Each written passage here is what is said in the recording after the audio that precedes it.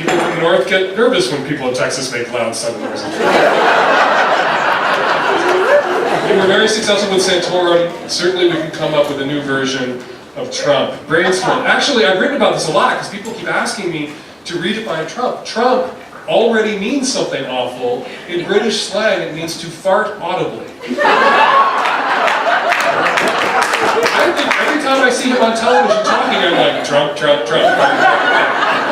Gas is coming, like literally a gas, carbon monoxide coming out of his mouth, but like he's farting with his fucking face. Trump, it means to fart. About happy endings. At what point can I assume that I may ask for more? I don't want to treat my masseur like a sex worker, or do I?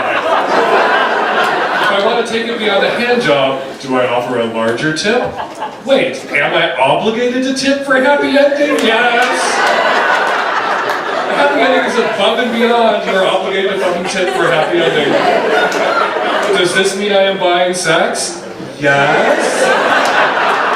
If you're paying someone to give you a hand job, it is sex. Some guys will go, oh, hand job, it's not sex. Okay, you walked into the kitchen and your girlfriend is giving your best friend a hand job. Are they cheating on you? Yes. It's sex. Hand jobs are sex.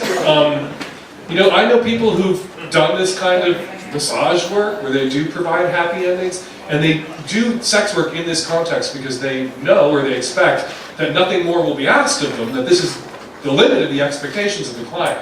Like the most they can expect is this hand job. If you want to upgrade to oral or penetrative intercourse with your masseur, that is a conversation that you can initiate, that you can have. You might want to be tipping wildly for the hand jobs in the run-up to that conversation, but you're unlikely to get a yes.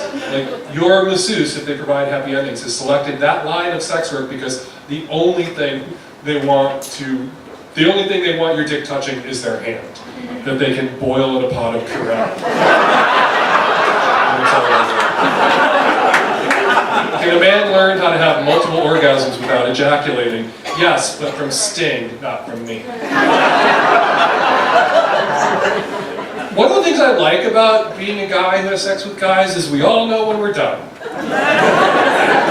Unless you're one of those rare guys who doesn't produce that hormone that shuts it all down, after you come, it's like, come on the field, no longer playing ball, we can go home.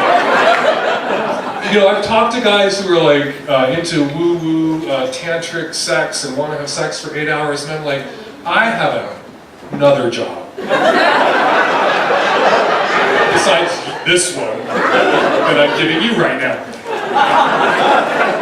Finish. My ex dumped me in part because we never fight. In a healthy relationship, my ex dumped me in part because we never fight, and in a healthy relationship, that should include some fighting.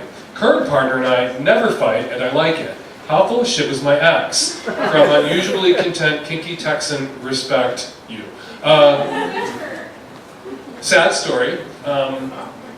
Terry and I knew this couple that had been together, I think, 5 years when we first met, and we hung out with them all the time. And they called us the Bickersons, because Terry and I fight when we're awake.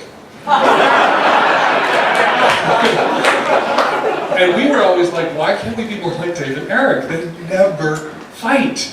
And we would get embarrassed and feel really self-conscious about the bickering that we always do and how we always seem to be, you know, going into or coming out of a fight. And they had their first fight and broke up. And we were like, oh, we get it now. We probably had, in the midst of all this sort of general conflict and not constant fighting, we get along a lot, like it's good. We probably had breakup level fights that we didn't realize were breakup level fights because they were just one more tree in the forest. Whereas Dave and Eric had their first one and they didn't know how to do it, they didn't know how to fight, they had no practice. So we've had fights about piddling shit, and then when we had fights about something big, we had the skills to have that fight without breaking up. So I think some conflict, and maybe it's a semantic difference. Maybe you have conflict that you were able to process. And Terry and I have conflict that we're able to process, except we're just really loud. And you have developed these skills so that if you ever have a relationship extinction level event, conflict or fight, you'll be able to do it. But I think some fighting is not just healthy, but natural. Is there disco music playing on the side?